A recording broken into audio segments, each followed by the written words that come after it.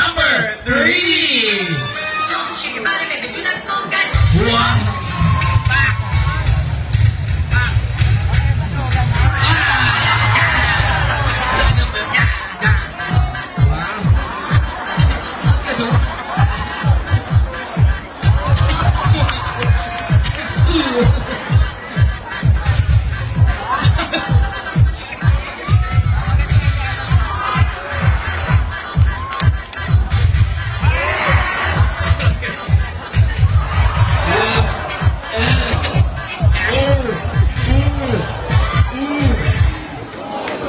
Ganyan.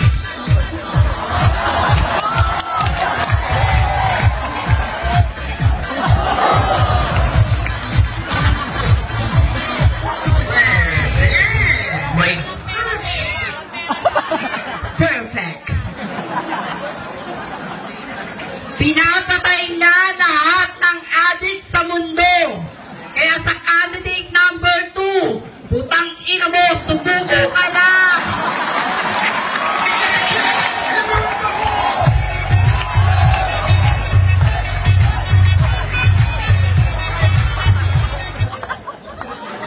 O, ganun yung... Ulit. O, isa ka, go! Hit me with the horns! Perfect.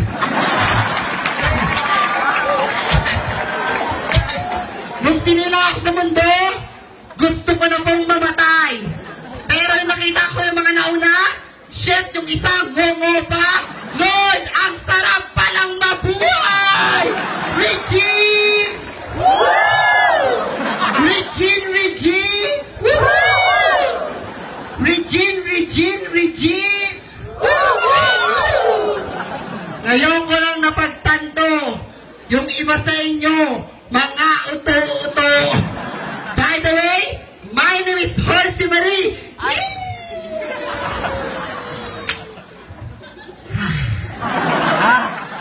Or you can call me Maika. May kapangitan, may kabahuan, ngunit may kagandahan ng kalooban. Standing in front of you is an half Portugal, half Greece, pinagsama Putragis. And all the way from the pure capital of the Philippines, Pure Gold Junior. A Bachelor of Science, graduated at FEU. Para lang elementarya ng ulong gapo.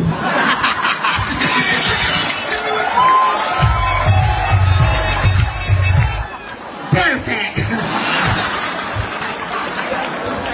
Ako po, ang minsan na trending sa Facebook, sa YouTube, at naging contestant ng Trintadong Pinoy. At napanood niyo po ako sa Rated K at sa Real Time. At mapapanood niyo rin po ako sa hashtag like ni Tom Rodriguez. At papanoorin niyo rin po ako sa Soko dahil naglaban po ako.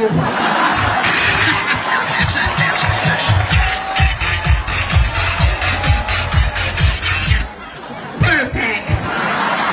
At mamayang gabi naman, aabangan ko naman kayo dahil holdapper po ako.